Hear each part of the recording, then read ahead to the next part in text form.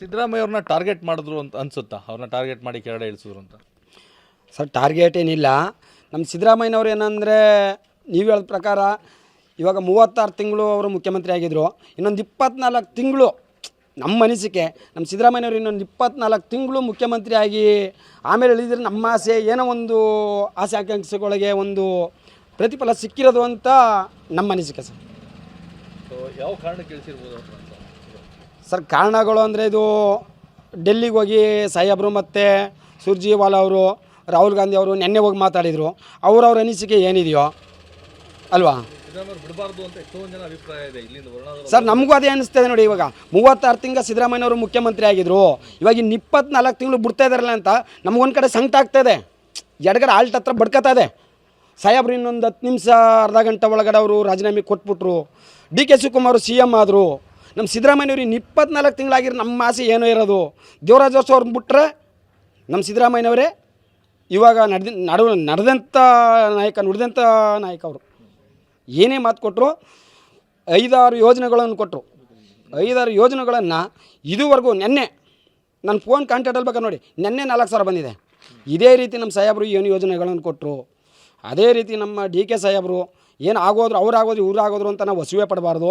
ನಮ್ಮ ಸಿದ್ದರಾಮಯ್ಯ ಸಾಹೇಬರು ಇದುವರೆಗೂ ಏನು ಹೆಸರು ತಂದರು, ಇವಾಗ 36 ತಿಂಗಳಲ್ಲಿ ಆ ಹೆಸರನ್ನ ತಂದು ಕಾಂಗ್ರೆಸ್ಗೆ ಒಂದು ಕಪ್ಪು ಚುಕ್ಕಿಡ್ದಂತೆ ಅವರು ಮುಂದೆ ನಡವಳಿಕೆಯನ್ನು ನಡೆಸಿಕೊಟ್ರೆ ಸಹ ಮುಂದೆ ನಾವು ಯತೇಂದ್ರ ಸಾಹೇಬ್ರನ್ನಾಗಲಿ ಧವನ್ ರಾಕೇಶ್ ಅವ್ರನ್ನಾಗಲಿ ನಾವು ಕಾಂಗ್ರೆಸ್ ಪಕ್ಷಕ್ಕೆ ದೊಡ್ಡ ವ್ಯಕ್ತಿಯಾಗಿ ಮಾಡಿ ಮತ್ತೆ ಮುಖ್ಯಮಂತ್ರಿ ಆಗಬೇಕು ಅಂತ ನಾವು ಸಿದ್ದರಾಮೇಶ್ವರನಲ್ಲಿ ಬೇಡ್ಕೊತೀವಿ ಸಹ. ಇವರು ಮತ್ತೆ ಏನಾದರೂ ಕಪ್ಪು ಚುಕ್ಕಿಯನ್ನು ನಮ್ಮ ಅವ್ರ ಮೇಲೆ ಇಡಬೇಕು ಅಂತ ಮಾಡಿದ್ರೆ ಅದು ಯಾವುದೇ ಕಾರಣಕ್ಕೂ ನೆಕ್ಸ್ಟು 136 ಸೀಟ್ ತಂದಿದ್ವಲ್ಲ, 36 ಸೀಟನ್ನು ಈ ಕಾಂಗ್ರೆಸ್ ಪಕ್ಷ ತರೋಕ್ಕಾಗಲ್ಲ ಸರ್. ಈಗ ಎಷ್ಟೋ ಜನ ಸಚಿವರು ಹೇಳ್ತಾ ಇರುವಂಥದ್ದು ಸಿದ್ದರಾಮಯ್ಯ ಅವರು CM ಸ್ಥಾನ ಬಿಡಬಾರ್ದಾಗಿತ್ತು ಅಂತೇಳಿ. ಸೊ ನಿಮ್ಮೂರಿರೋ ಅಭಿಪ್ರಾಯ ಏನು ಅಂತ? ಸರ್ ನಾವು ಪಂಚಾಯತಿಗೆ ನಿಂತ್ಕೊಂಡು ಬರೀ 250 ವೋಟ್ಗಳಷ್ಟೇ. ಅದು 50,000 60,000 ಲೀಡಿಂಗಲ್ಲಿ ಗೆಲ್ಲ ಅಂತ ನಾಯಕರುಗಳೇ ಸಿದ್ದರಾಮಯ್ಯ ಅವರು ಬಿಡಬಾರ್ದಿತ್ತು ಅಂತಂದಮೇಲೆ ಅವ್ರಿಗಿಂತ ನಾವು ಕೀಳು ಮಾಡ್ತಾರೋ ನಮ್ಗೆ ಅಯ್ಯೋ ಅನಿಸ್ತೆ ಅಲ್ವ ಸರ್? ಹೌದು, ಅವರು ದೊಡ್ಡ ನಾಯಕರುಗಳೇ ಬಿಡಬಾರ್ದಿತ್ತು ಸಾಹೇಬರು ಅಂತಂದಾಗ ನಮ್ಗೆ ಅವ್ರಿಗಿಂತ ತುಂಬ ಏನೇ ಸೋಲನ್ನು ಕಂಡಿದ್ದೀವಿ ಅನ್ನಿಸ್ತಾ ಇದೆ. 24 ತಿಂಗಳು ಅವರು CM ಆಗಿದ್ದಿದ್ರೆ ನಮ್ಗೆ ಭಾರಿ ತುಂಬ ಸಂತೋಷ ಆಗ್ತಾಯಿತ್ತು. ಡಿ ಕೆ ಶಿವಕುಮಾರ್ಗೆ ಮತ್ತು ಏಜ್ ಇತ್ತು. ಈಗ ಸಾಹೇಬ್ರು 77ನೇ ವರ್ಷ, ಡಿ ಕೆ ಸಾಹೇಬ್ರಿಗೆ ಏಜ್ ಇತ್ತಲ್ವಾ, ಒಂದು ಅವಕಾಶ ನೀಡ್ಬೋದಿತ್ತು. ಅದನ್ನು ಅವರು ನೀಡಲಿಲ್ಲ ಅಷ್ಟೇ. ಸಾಹೇಬರು ನಾನು ಮಾತು ಕೊಟ್ಬಿಟ್ಟಿದ್ದೀನಪ್ಪ, ಇನ್ನು ನಾನು ಮೊದಲು 5 ವರ್ಷ ಆಳಿದೆ, ಇವಾಗ 3 ವರ್ಷ ಆಳಿದೆ, ನಾನು ಮಾತಿಗೆ ತಪ್ಪದ ಮಗ ಆಗಬಾರ್ದು, ಮಣ್ಣಿನ ಮಗನಾಗಿ ಮಾತಿಗೆ ತಪ್ಪದ ಮಗನಾಗಿ ಅಚ್ಚುಕಟ್ಟಾಗಿರ್ಬೇಕು ಅಂತೇಳಿ ಸರ್ ಅವರು ರಾಜೀನಾಮೆನ ಕೊಟ್ಟು ಡಿ ಕೆ ಸಾಹೇಬ್ರಿಗೆ ಪ್ರಮಾಣ ವಚನ ಸಲ್ಲಿಸಲಿಕ್ಕೆ ಅವಕಾಶ ಮಾಡಿಕೊಡ್ತೀವಿ. ಅವರ ಸ್ಥಾನಕ್ಕೆ ಯತೀಂದ್ರ ಸಿದ್ದರಾಮಯ್ಯ ತಾವು ಹೇಳಿದಂತೆ ನೆಕ್ಸ್ಟ್ ಧವನ್ ಬರ್ಬೋದು. ಯತೀಂದ್ರ ಸಿದ್ದರಾಮಯ್ಯಗೆ ಯಾವ ರೀತಿ ಸ್ಥಾನಮಾನ ಸಿಗಬೇಕು ಅಂತ ನಿಮ್ಮ ಊರಿನವರ ಆಸೆ? ಸರ್ ಇವತ್ತು ಈ ಹೈಕಮಾಂಡಲ್ಲಿ ನಮ್ಮ ಯತೇಂದ್ರ ಸಾಹೇಬರಿಗೆ ಡಿ ಕೆ ಸಾಹೇಬ್ರಿಗೆ ಹೇಳಿದ್ದಾರೆ ಅಂದರೆ DCM ಕೊಡ್ತೀವಿ ಅಂತ ಹೇಳಿದ್ದಾರೆ. DCM ಕೊಡ್ತೀವಿ ಅಂತ ಹೇಳಿದ್ದಾರೆ ಸರ್.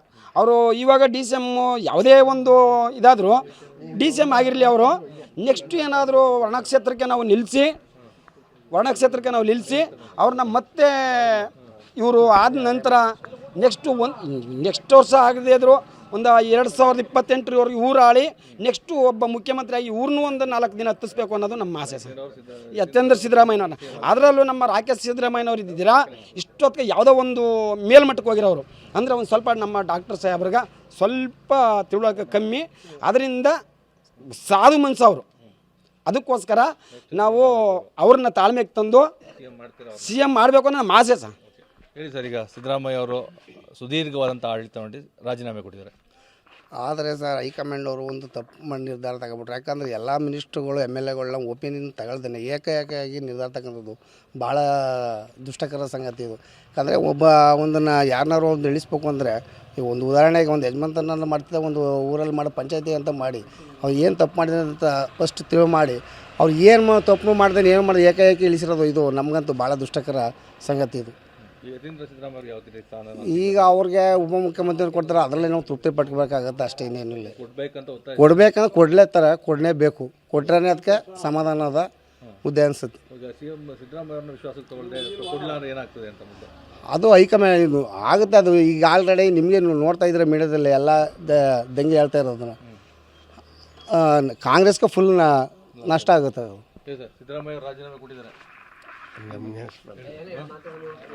ನಿಮ್ಮೂರವರು ರಾಜೀನಾಮೆ ಕೊಟ್ಟಿದ್ದಾರೆ ಸಿಎಂ ಸ್ಥಾನದಿಂದ. ರಾಮಯ್ಯನವರು ಆಡಳಿತನ ಮಾಡೋಕ್ಕೆ ಯಾರ ಕೈಲೂ ಆಗಲ್ಲ. ಸದ್ಯದಲ್ಲೇನೋ ಹಿಂಸದ ಮೇಲೆ ಕೊಟ್ಟಿರ್ಬೋದು ಅಷ್ಟೇ. ಈ ಥರ ಆಡಳಿತ ಮಾಡ್ಬೇಕಾದ್ರೆ ಗುಂಡಿಗೆ ಬೇಕು. ಆ ಗುಂಡಿಗೆ ಇದನ್ನು ಮಾತ್ರ 8 ವರ್ಷ ರಾಜಕೀಯ ಮಾಡ್ಬೇಕಾದ್ರೆ 2 ವರ್ಷ ಸಿ ಎಮ್ ಮಾಡಬೇಕು ಅಂದರೆ ಆ ಗುಂಡಿಗೆ ಇರಬೇಕು. ಅಷ್ಟು ಮೈಂಡ್ ಯಾರಿಗೂ ಬರಲ್ಲ. ನಿಮ್ಮೂರ ಮಗ ನಮ್ಮೂರ ಮಗನಾಗೋದಕ್ಕೆ ಹೇಳ್ತಿರೋದು, ಬೇರೆ ಮಗ ಅಂತಲ್ಲ. ನಮ್ಮೂರ ಮಗನಾಗ ಈ ನಮ್ಮ ಹಳ್ಳಿಯಿಂದ ಹೋಗಿ ಡಿಲ್ಲಿವರೆಗೆ ಮಾಡ್ಬೇಕಾದ್ರೆ ಎಷ್ಟು ಶ್ರಮ ಇದೆ ಏನು ಅನ್ನೋದು ಅವನಿಗೆ ಏನೂ ಗೊತ್ತಿಲ್ಲ. ಯಾಕೆ ಸಿದ್ದರಾಮಯ್ಯನವರಂತ ಆಳ್ತನ ಕೊಡೋಕ್ಕಾಗಲ್ಲ ಇವ್ರ ಕೈಲಿ.